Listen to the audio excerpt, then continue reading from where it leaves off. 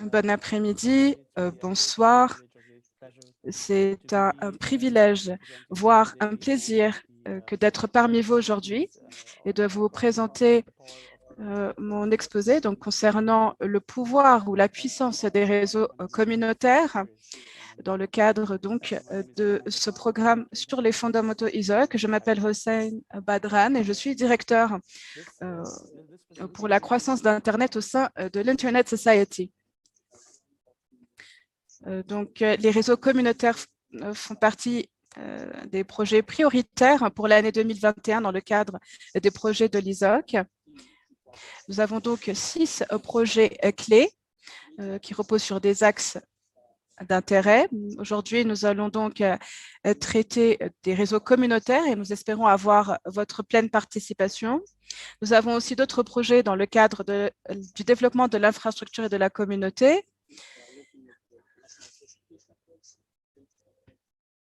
Donc, il s'agit aussi de promouvoir les points d'échange et aussi faire en sorte aussi de renforcer l'Internet. Il s'agit aussi, d'autre part, de mesurer l'Internet, de comprendre aussi quel est le trafic sur Internet pour en comprendre les forces et les faiblesses et comprendre aussi dans quelle mesure les coupures d'Internet peuvent avoir un impact global. Nous avons aussi un projet qui traite du MNRS, qui traite donc de la sécurité de routage. Il s'agit de mettre en œuvre donc des mesures de sécurité pour les différents mécanismes de routage afin qu'il y ait plus de confiance et qui soit placée dans les différents plans de routage et aussi les mesures spécifiques qui sont mises en place par les FSI ou les fournisseurs de services Internet.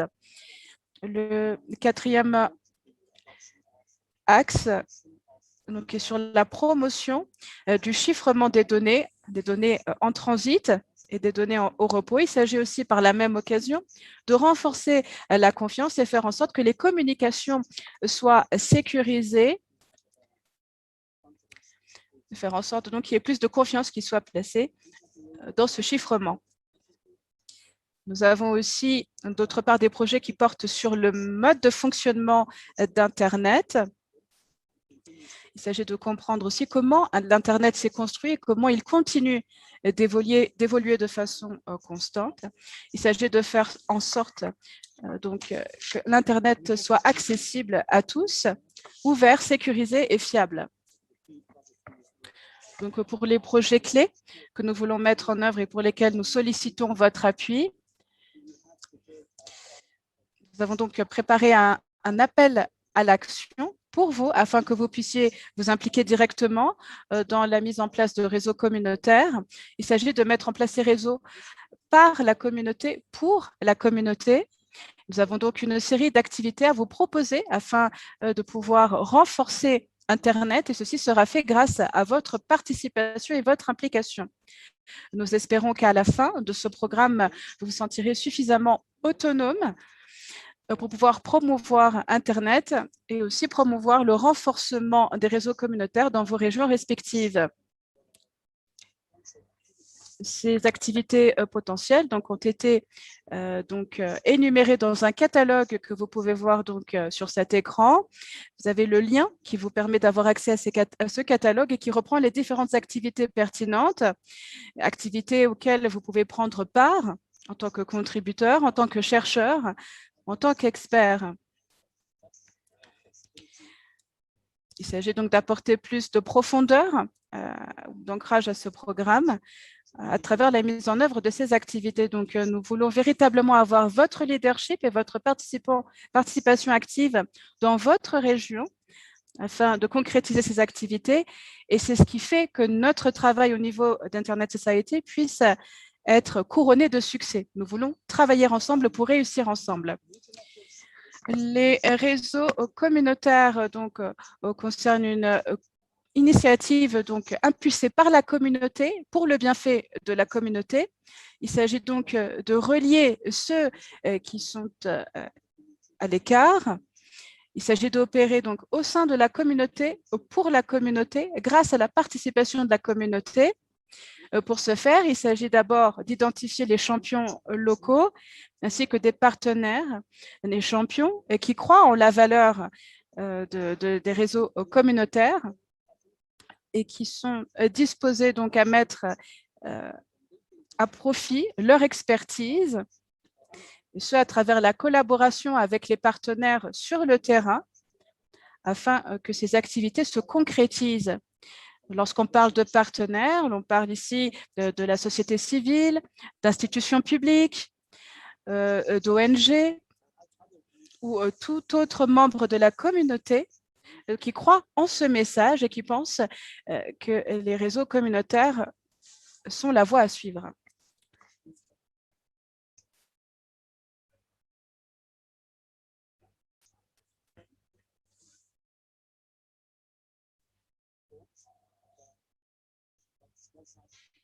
Donc, vous avez différentes formes de réseaux communautaires selon le nombre de bénéficiaires.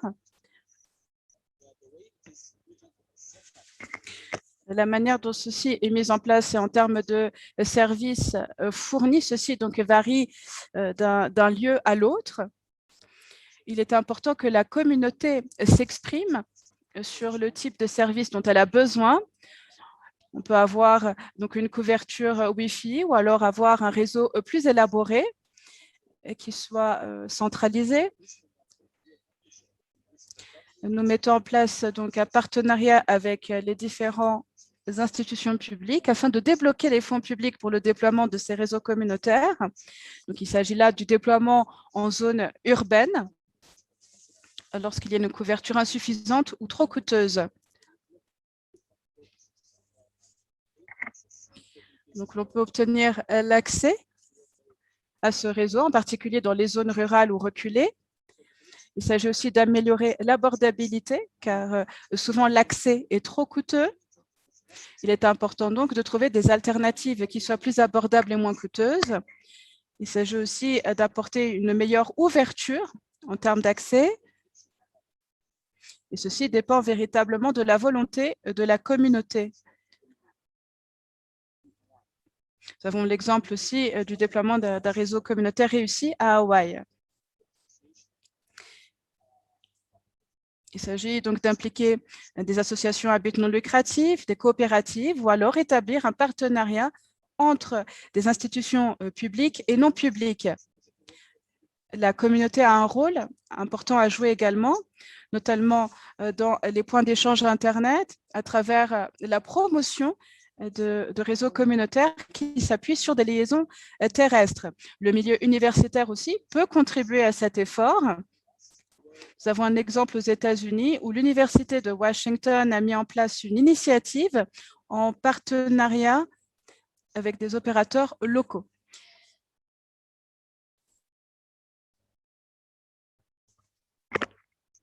Comme je l'ai indiqué, l'ingrédient principal pour que ceci réussisse est d'identifier plusieurs ou un seul champion local. Ce sont des personnes qui peuvent véritablement faire la différence au sein d'une communauté. Donc, il ne s'agit pas forcément de personnes ayant bénéficié d'une formation technique, mais plutôt des personnes qui veulent défendre cette cause. Il s'agit de faire en sorte donc, que la communauté soit interreliée et puisse bénéficier d'un réseau peu coûteux et abordable. Il s'agit donc de créer ces liens au sein de la communauté à travers des câbles ou autres. Et c'est ce que vous voyez donc sur l'image qui se trouve à droite. Et juste en bas, vous avez donc une image d'un atelier qui a été organisé pour ce faire. Il s'agit donc, dans le cadre de ces activités, d'identifier tout d'abord un champion qui pourra jouer ce rôle de rassembleur au sein de la communauté autour de cette cause, qui est donc de créer ces réseaux communautaires et aussi faciliter la mise en œuvre des projets.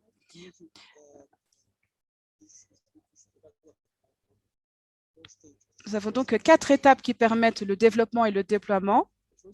La première étape est donc l'engagement ou l'implication. Donc, il s'agit d'identifier la communauté et aussi identifier les champions au sein de cette communauté. Il s'agit de concrétiser ceci. Il s'agit aussi de voir quel est l'environnement politique qui est en place pour faciliter la mise en place de ce type de réseau. Et quelle est la structure d'octroi de licence? Qu'en est-il de l'accès au spectre? Est-ce qu'il s'agit d'un spectre exploitable sans licence? Ou est-ce que ce spectre peut être exploité à travers une certaine collaboration? Y a-t-il des frais pour l'octroi de la licence? Donc, ce sont des questions qui doivent véritablement bénéficier d'une enquête pour faciliter la faisabilité et aussi savoir s'il faut procéder à la formation des membres de la communauté afin que ce réseau communautaire puisse continuer de fonctionner et bénéficier d'une certaine viabilité.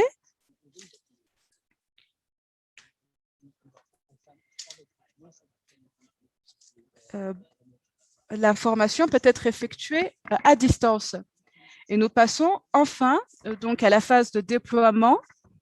Donc, la communauté va devoir procéder au déploiement de ce réseau par elle-même, souvent toute seule, ou alors en collaboration avec des partenaires pour faciliter le processus.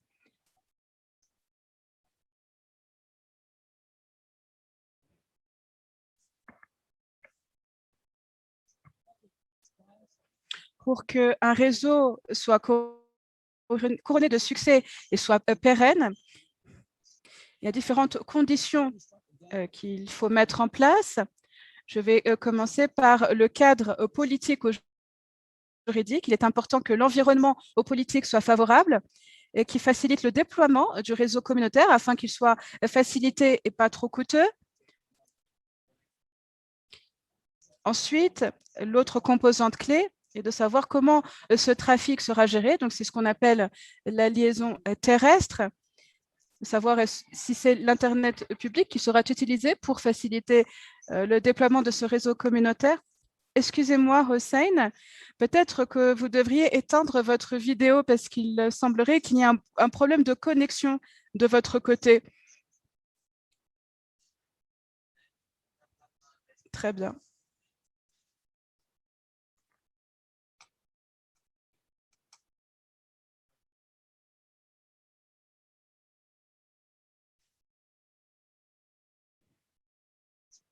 J'espère que ça ira mieux cette fois-ci.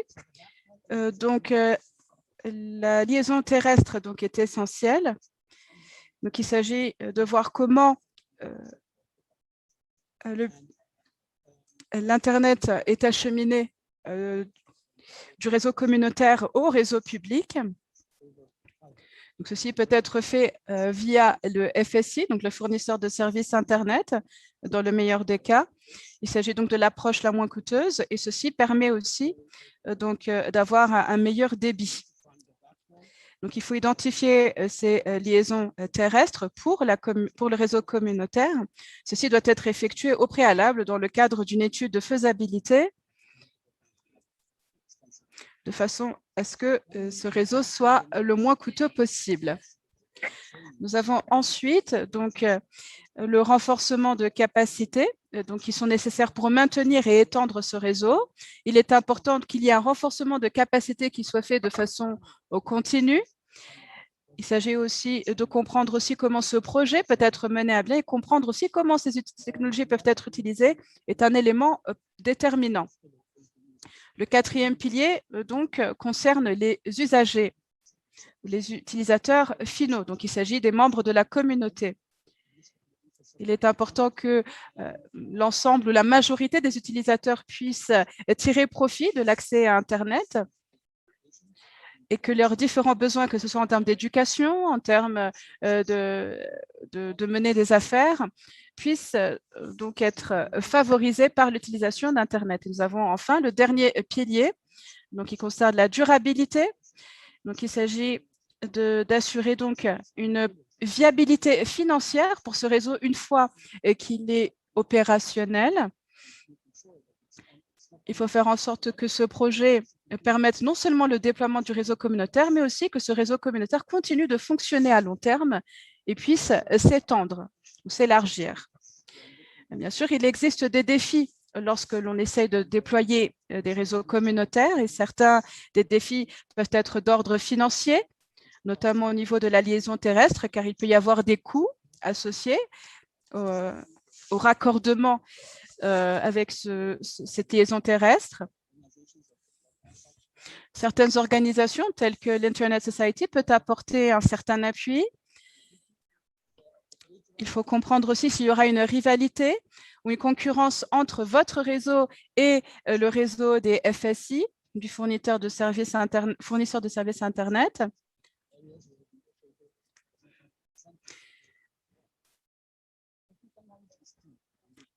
Les connaissances techniques aussi sont essentielles et ceci doit être établi au sein même de la communauté. Il est important donc que ces connaissances techniques ne proviennent pas de l'extérieur. Il est important que les membres même de la communauté puissent maintenir et gérer ce réseau à long terme. J'ai également traité donc des coûts associés au raccordement à la liaison terrestre et aussi des coûts associés à l'équipement. Il y aurait bien évidemment des coûts associés au premier déploiement de ce réseau communautaire. Il faut tenir compte de ces coûts. Il y a aussi la question de viabilité d'ordre financière. Il est important donc d'avoir une source d'électricité qui soit durable, qui soit fiable et suffisante aussi afin que l'ensemble des équipements puissent fonctionner. Dans certains cas, certains frais sont associés pour établir ou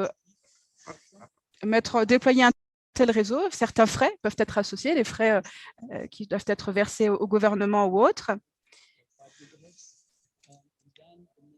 Surtout lorsqu'il s'agit d'un spectre de 2,4 GHz.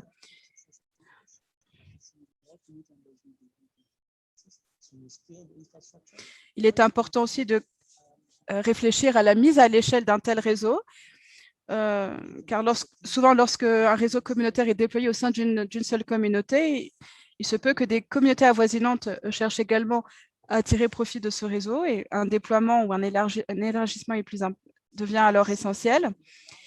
Au cours des dernières années, nous avons constaté un florissement de ces réseaux communautaires de part et d'autre du monde. Nous avons bon nombre de cas dans des pays africains. Vous pouvez voir ici le Nigeria, le Kenya, l'Afrique du Sud, comme indiqué sur cette carte, l'Éthiopie. Vous avez également des pays en Europe qui ont donc déployé des réseaux communautaires, en Asie également, notamment au Pakistan. En Amérique latine, vous avez la Colombie, le Venezuela, l'Argentine, le Panama, le Mexique. Vous avez aussi bon nombre d'États au sein des États-Unis ont déployé des réseaux communautaires, surtout sur les terres autochtones. Et ceci est également le cas au Canada pour les communautés autochtones. Vous avez aussi bon nombre d'exemples, notamment de réseaux communautaires à Hawaï, qui ont été déployés en zone éloignée où l'infrastructure n'est pas disponible, l'infrastructure pour avoir accès à Internet, où le déploiement serait trop coûteux. Donc, j'ai été moi-même impliquée donc, dans certaines études de cas qui ont été menées à Hawaï. Donc, vous avez ici l'exemple de la communauté de Waimanalo, donc, qui se trouve près de la plage, comme vous pouvez le voir. Donc, les services étaient trop coûteux, pardon. Donc, des services qui auraient été donc mis à disposition via satellite.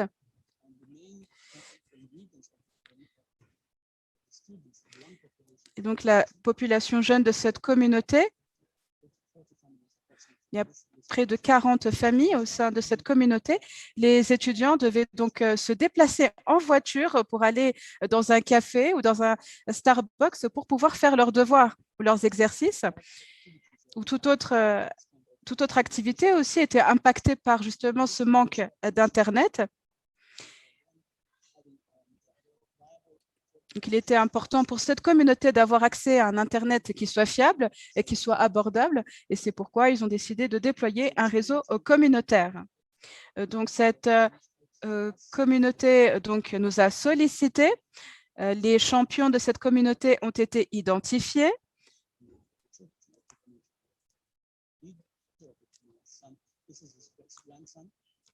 Donc, vous avez ici un grand-père et son petit-fils, donc qui ont été identifiés comme les champions donc, de ce réseau communautaire.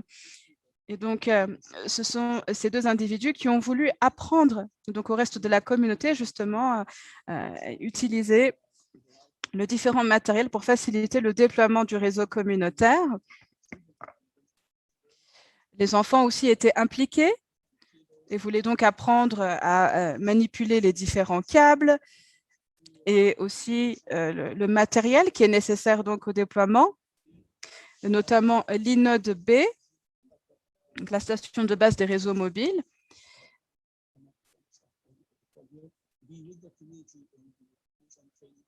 Donc, il y a eu une phase aussi de formation pratique qui a été menée justement pour cette communauté à Hawaï.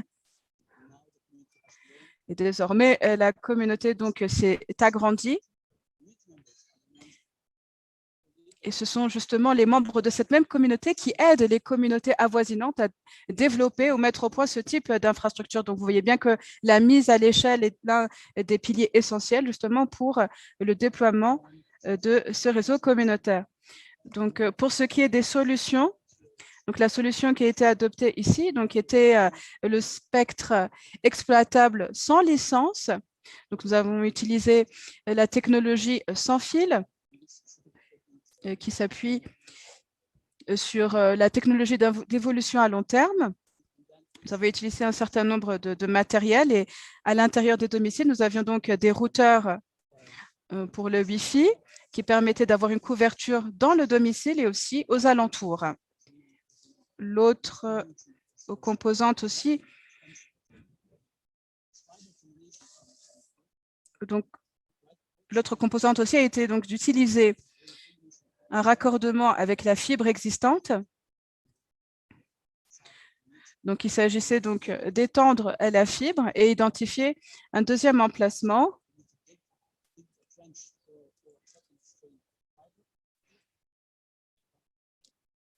Donc, pour passer donc au point que vous voyez sur la carte qui se trouve à AP1, grâce à l'utilisation donc de l'inode B. Donc, la capacité était donc de 2 circuits dont chacun était d'1 gigaoctet par seconde.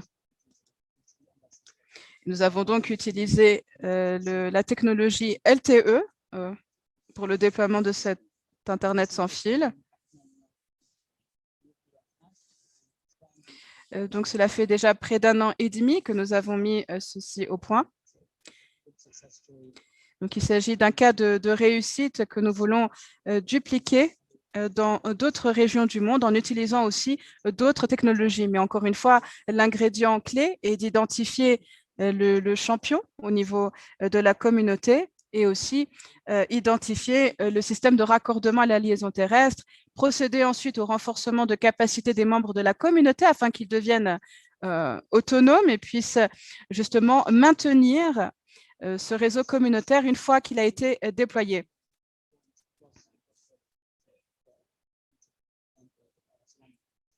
Et aider aussi les communautés avoisinantes.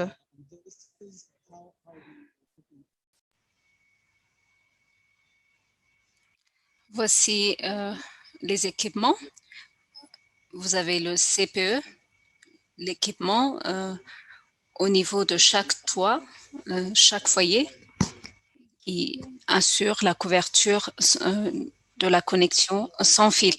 Merci beaucoup pour votre attention et pour votre participation ainsi que votre direction. Ce n'est qu'avec votre direction qu'on peut répliquer ces exemples autour du monde et c'est comme cela que les réseaux communautaires pourraient se développer et assurer l'abordabilité des connexions parmi nos communautés. Je vous remercie.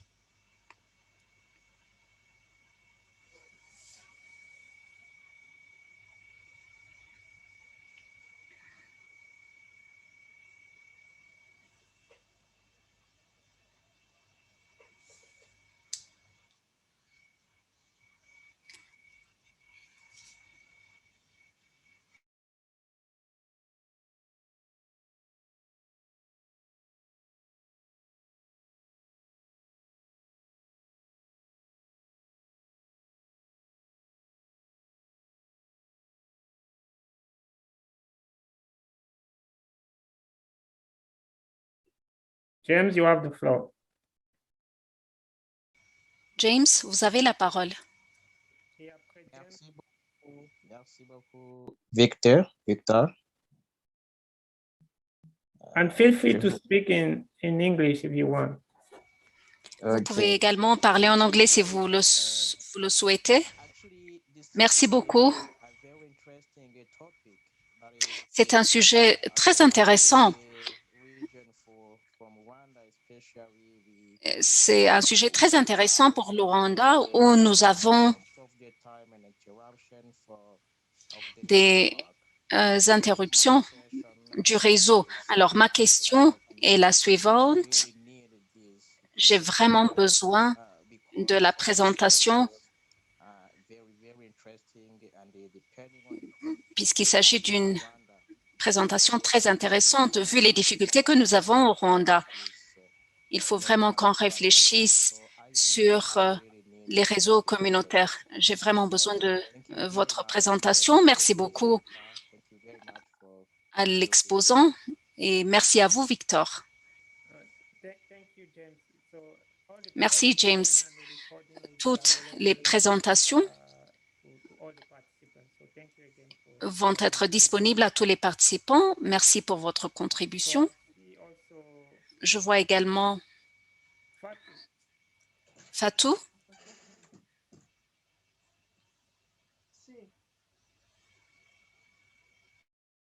Fatou?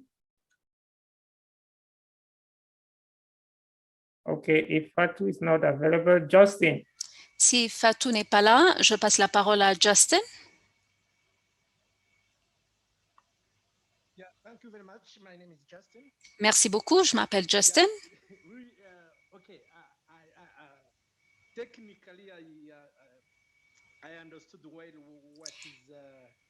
Techniquement parlant, j'ai compris ce que veut dire réseau communautaire, mais qui est le propriétaire des réseaux communautaires? J'en ai vu dans plusieurs pays. Quel est le modèle d'affaires utilisé comparé aux réseaux commerciaux que nous connaissons? Je suis vraiment curieux de savoir le modèle d'affaires utilisé. Disons que nous voulons démarrer un réseau communautaire au Rwanda. Quel pourrait être le point de départ et quel est le modèle d'affaires? J'aimerais comprendre cela. Merci. Merci, Justin. Une question excellente. Alors, tout d'abord, vous devriez identifier une communauté qui a le besoin, une communauté qui a du mal quant à la connectivité, que ce soit du point de vue d'abordabilité ou d'accès, et un champion qui est capable de mobiliser la communauté autour de lui peut être le point de départ. Alors, du point de vue de l'affaire, c'est une initiative de la communauté pour la communauté. Il s'agit d'une initiative à but non lucratif. Ici, l'objectif n'est pas d'avoir des gains, d'avoir des revenus monétaires, mais avoir accès.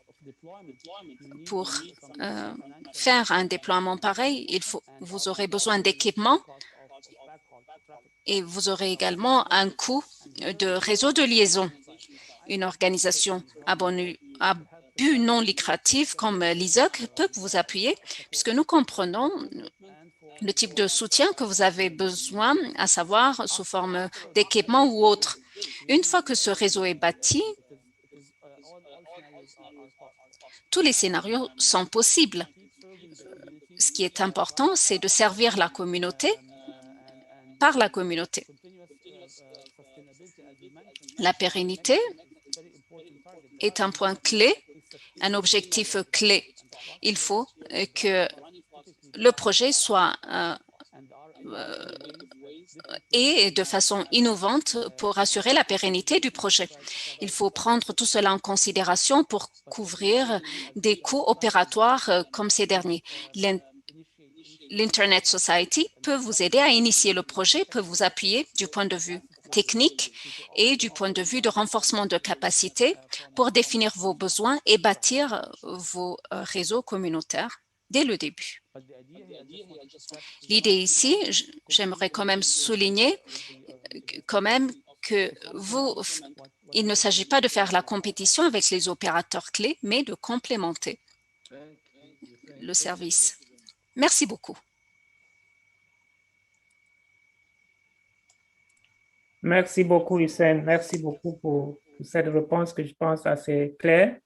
Nous allons passer la parole à Sarah. Si je vois que vous avez votre main levée. Merci beaucoup aux panélistes et à vous tous. En fait, je suis Seira Madiako du chapitre togolais de l'ISOC. La question des réseaux communautaires c'est une notion dont j'entends parler très souvent et je n'ai aucune compétence en la matière. C'est pour ça que je me suis inscrit à ce cours. Et j'espère à la fin de ce cours pouvoir implémenter quelque chose. Maintenant, ma préoccupation, c'est au niveau des compétences techniques qui sont requises pour la mise en œuvre d'un réseau communautaire dans une zone que nous aurons identifiée comme une zone ayant besoin de couverture Internet. Est-ce que ce cours nous donnera ces compétences-là pour pouvoir y arriver? Deuxièmement, quels sont les rapports entre le réseau communautaire à bâtir et le fournisseur d'accès Internet? Enfin, dans le pays, nous savons que nous avons plusieurs fournisseurs d'accès Internet. Quels sont les rapports avec ces fournisseurs-là? Que ce sera, si le réseau est bâti, est-ce qu'on sera encore dépendant d'eux pour pouvoir l'alimenter avec l'Internet? Comment est-ce que ça se passe concrètement? Et ma dernière préoccupation était relative au business model. Vous aviez dit que c'était non lucratif en raison du caractère non lucratif de l'ISOC. Mais ce que je voudrais savoir, est-ce qu'on n'a pas besoin de moyens financiers pour pouvoir assurer la pérennité du réseau communautaire à l'économie? Merci beaucoup pour la présentation et je reste à l'écoute des réponses. Merci, Sarah. Merci pour toutes tes questions. Hussein, j'espère que tu as suivi en anglais et que tu peux répondre.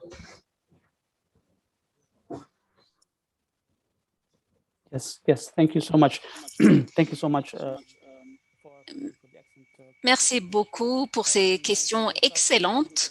Je vais tout d'abord commencer par la question liée à la compétence. Les compétences fondamentales concernent la compréhension de la technologie elle-même. Nous avons une formation en ligne qui dure 8 heures, qui vous permet de comprendre,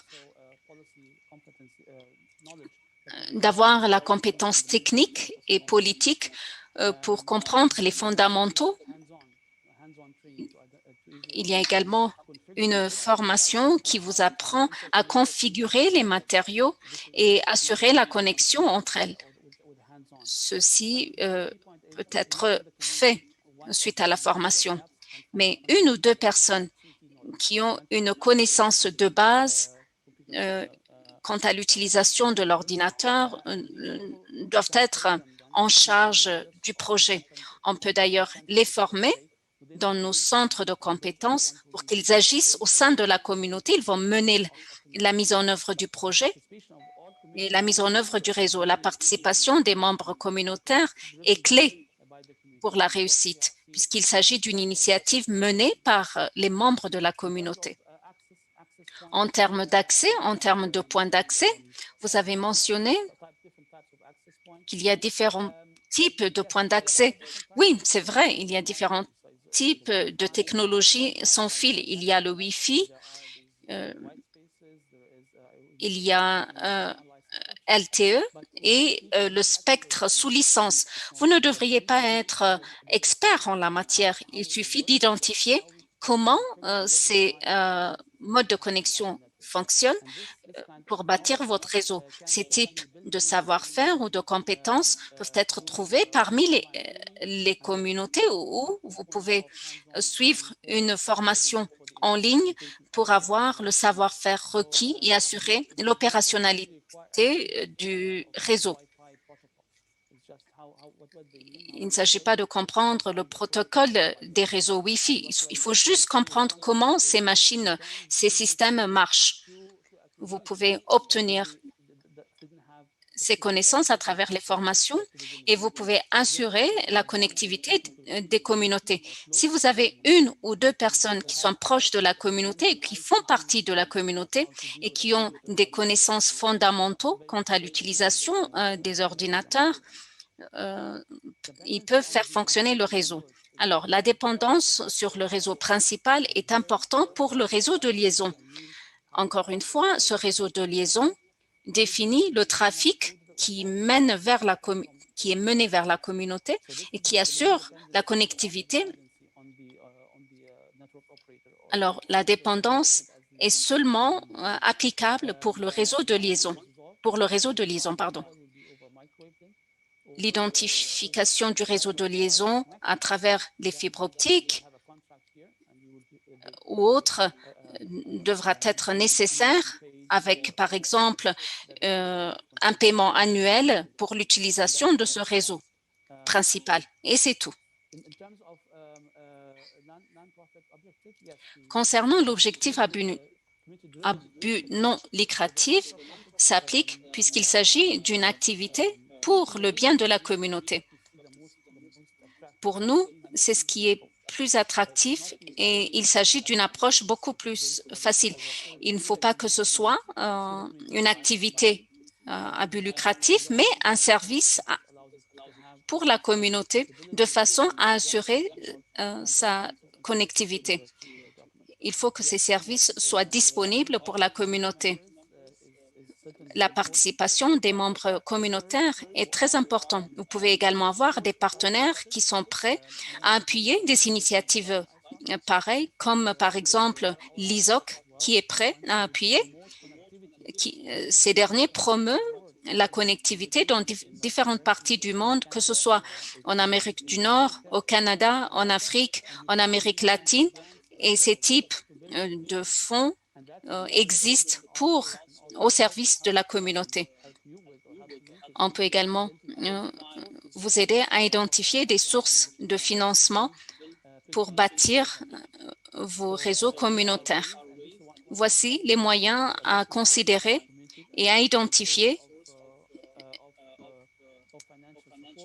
comme source de financement pour développer ces réseaux pour les communautés. Et vous, en tant que membre de communauté, pouvez nous aider à assurer la promotion et le déploiement des réseaux communautaires chez vous. J'espère que ma réponse a été claire. Si j'ai besoin de clarifier quoi que ce soit, je peux le faire. Vous avez fourni beaucoup de détails et c'est assez clair. Et je voulais aussi rappeler que la conversation peut toujours continuer. Vous avez l'adresse de Hussein et mon adresse, donc on peut toujours vous apporter des compléments d'information même après ce webinaire. Et également, ma collègue Kelly et moi-même, nous avons mis le lien dans le chat et ce lien vous amène vers les cours, sur les cours techniques, sur les réseaux. Et parce que ceci est un webinaire, vous ne pouvez pas tout apprendre pendant cette session pour pouvoir vous lancer dans la mise en place d'un réseau communautaire, mais il y a d'autres cours en ligne que l'Internet Society offre en matière de renforcement de capacité. Je vois aussi deux mains levées. Je vais passer, il y a Élisée. Et après Élisée, il y aura Olivier. Merci beaucoup, Victor. On parle de réseau communautaire. Moi, je voulais en fait savoir de quels moyens ou stratégies nous avons pour pouvoir réussir la mise en place de ces réseaux communautaires. C'est vrai qu'on a déjà le plaidoyer, mais bon, connaissons aussi les limites du plaidoyer dans nos contextes actuels. Quels sont les autres outils? Parce que quand on parle de réseau communautaire, on parle d'infrastructure, Et quand on parle d'infrastructure, on parle des moyens. Donc, vraiment, quelles sont les stratégies que vous nous proposez ou que vous connaissez, vous nous proposez pour que, en tant que voilà, personne engagée, on puisse savoir quelles sont les actions qu'on peut faire juste après ça dans le cadre de notre participation et que ces actions ne soient pas des actions communes, mais qui portent du résultat. Voilà. On parle d'infrastructure, on parle de moyens, on parle de donc vraiment quelle stratégie et quels sont les exemples qui existent d'actions réussies qui pourraient nous aider à vraiment aider nos communautés à pouvoir être connectées. Voilà. Merci. Merci beaucoup, Élisée. Hussein, je te laisse répondre. Yes, thank you. Thank you so much for the Merci beaucoup pour cette question importante et assez critique. L'appel à l'action a d'ailleurs cet objectif. Et à ce propos, nous avons identifié des actions que vous pouvez utiliser suivant vos motivations en tant que chercheur, en tant que contributeur ou en tant qu'acteur actif. Vous pouvez d'ailleurs trouver l'information dans le deuxième diapositive comme exemple d'actions qui peuvent être pris en considération du point de vue technique, du point de vue financier ou l'autre pilier important qui concerne la politique. Vous devriez identifier les actions à entreprendre, les politiques à considérer, les systèmes de régulation qui existent, de façon à ce que vous puissiez bâtir votre réseau, les types de licences à avoir, le type de spectre à disposition. Voici les informations de base qui devraient être considérées pour juger la faisabilité de tel type de projet. C'est bien sûr après l'identification d'une communauté qui présente le besoin pour ce type de service que vous pouvez continuer à mettre en œuvre ce projet. Il faut que la communauté soit également prête à investir son temps pour bénéficier de ce type de service. Il faut travailler avec les membres de la communauté, les membres des chapitres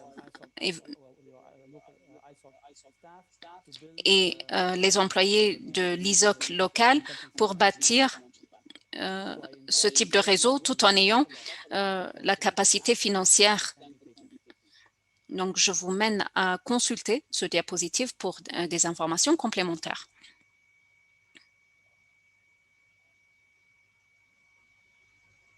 Merci beaucoup pour toutes ces informations additionnelles. Nous allons continuer avec les questions écrites qui sont dans notre fenêtre questions-réponses. Je vais aller vers la question de Joseph qui tourne autour des aspects réglementaires. Joseph souhaiterait savoir, est-ce qu'il y a des démarches administratives à entreprendre auprès des pouvoirs publics pour pouvoir pour mettre en place un réseau communautaire? Est-ce qu'il faut déclarer l'initiative auprès des pouvoirs publics, obtenir un accord avant de se lancer? Donc, je pense, Hussein, cette question tourne autour des aspects réglementaires. Est-ce qu'il faut une autorisation? Est-ce qu'il faut regarder le cadre politique au niveau local avant de se lancer, avant de même initier un projet de réseau communautaire? Donc, Hussein, à toi. Yes, thank you so much for this question, which I think is also very important. Merci beaucoup pour cette question qui est très importante. La réponse simple est oui. Il faut bien comprendre la régulation ou la législation locale. Qu'est-ce qu'on va déployer, sous quelles circonstances et dans quel endroit. Tout diffère d'un pays à l'autre. Mais les réglementations doivent être étudiées. Peut-être que l'entreprise permet ce type d'infrastructure. Si vous construisez ce type de réseau à but lucratif, vous aurez besoin de licences. Mais si votre objectif est à but non lucratif. Dans ce cas, à mon avis, dans quelques situations rares, il y a des frais à payer, un frais nominal à payer. Mais sinon, si vous menez le réseau en tant qu'entité à but non lucratif, le spectre sous licence peut être utilisé. En général, il s'agit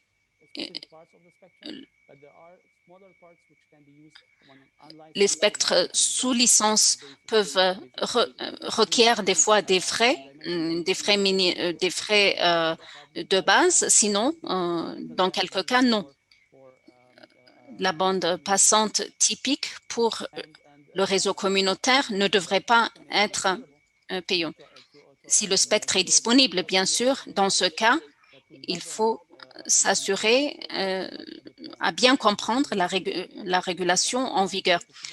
Tout diffère d'un pays à l'autre, d'une ville à l'autre. Donc, mon conseil serait de contacter le régulateur et d'identifier et d'obtenir la réponse spécifique sous des conditions sous les conditions que vous allez décrire. Je répète, s'il s'agit d'assurer la connectivité et si l'action est à but non lucratif et pour assurer la connexion abordable pour la communauté, les frais ne devraient pas être élevés.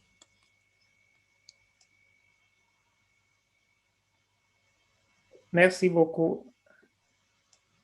Merci beaucoup, Hussein. Merci. Je sais que nous n'avons plus assez de temps. On peut encore consacrer 5 minutes aux questions-réponses. Il y a une autre question de Aboubakar, écrite, qui souhaite savoir est-ce qu'on peut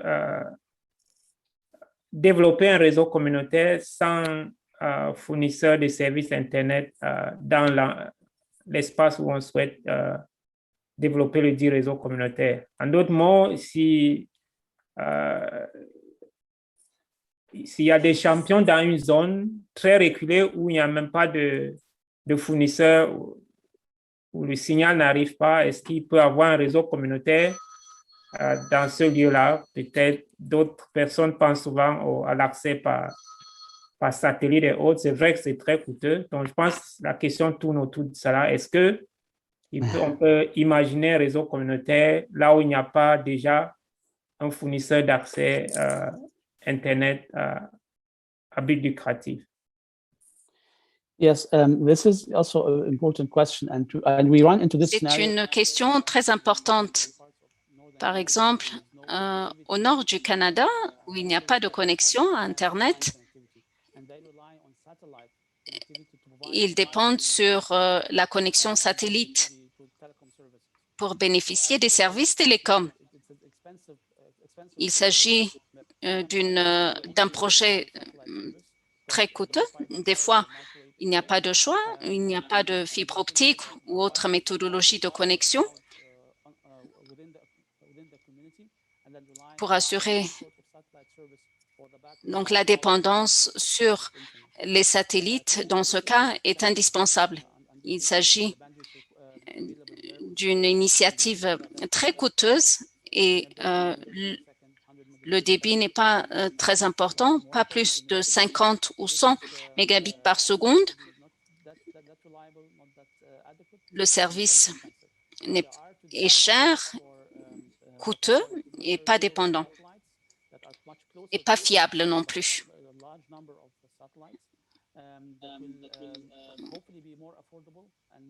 On peut avoir accès à des satellites abordables pour assurer la connectivité de réseaux de liaison. Ces équipements ne sont pas disponibles sur le marché, mais d'ici 18 mois, j'espère que ces équipements seront disponibles.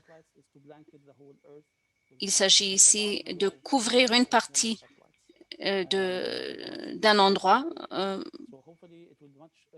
grâce aux satellites qui ont été déployés pour une connectivité abordable. Dans ce cas, la technologie est abordable.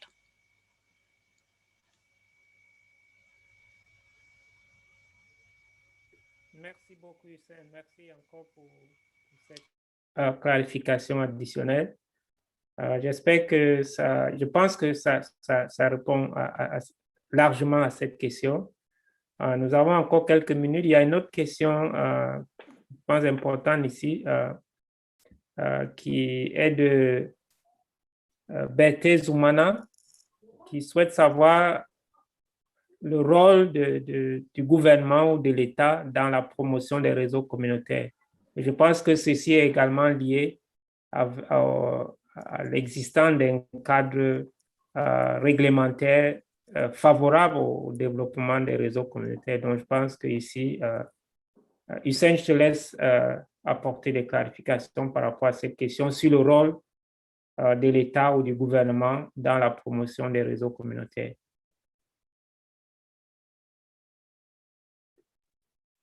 I think the key role of government. Merci beaucoup. Le rôle clé du gouvernement est de permettre le développement des réseaux communautaires et de modifier le cadre régulatoire pour permettre le développement des réseaux communautaires et d'attirer des initiatives pareilles. Ici, il s'agit d'assurer l'accès au spectre sous licence de différents points par exemple, 6 gigabits par seconde, qui est assez courant dans plusieurs pays. Pour les moyens qui utilisent les spectres sous licence, le gouvernement peut appuyer en n'appliquant pas des frais, car ces réseaux sont bâtis par les communautés, pour les communautés, et assurer la disponibilité de spectres sous licence. Les spectres sont des ressources qui sont très chères et le gouvernement a toute l'autorité pour rendre disponibles ces spectres aux communautés à but non lucratif. Merci.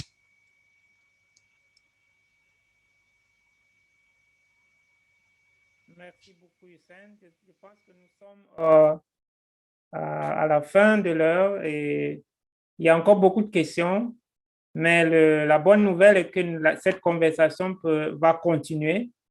Il va y avoir une communauté en ligne liée à ce programme et qui va nous permettre de continuer la conversation autour de ce sujet des réseaux communautaires et tous les autres sujets adressés lors de ce programme des fondamentaux des projets de l'Internet Society pour l'année 2021. Donc, restez attentifs. Vous allez avoir un email et les questions qui n'ont pas été répondues en direct ici vont pouvoir être adressées dans la communauté Connect qui va être créée. Donc, merci encore pour votre participation active. Et sur ce, je vais donc passer la parole une fois de plus à Hussein pour le mot de clôture. Thank you so much, Victor, and thanks so much. Merci beaucoup, Victor, et merci à Kelly d'avoir facilité cette session.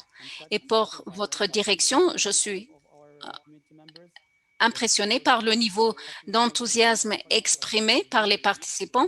Merci également pour votre direction, pour déployer ces types d'initiatives.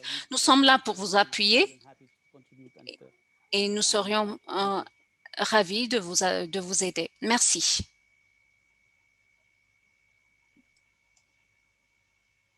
Merci encore, Hussein. Merci encore à tous les participants et les participants.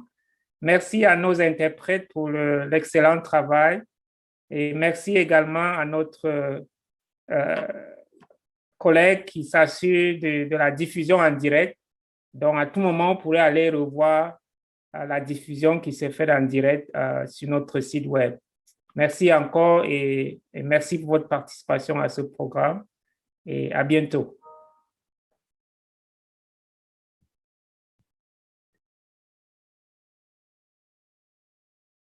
Thank you.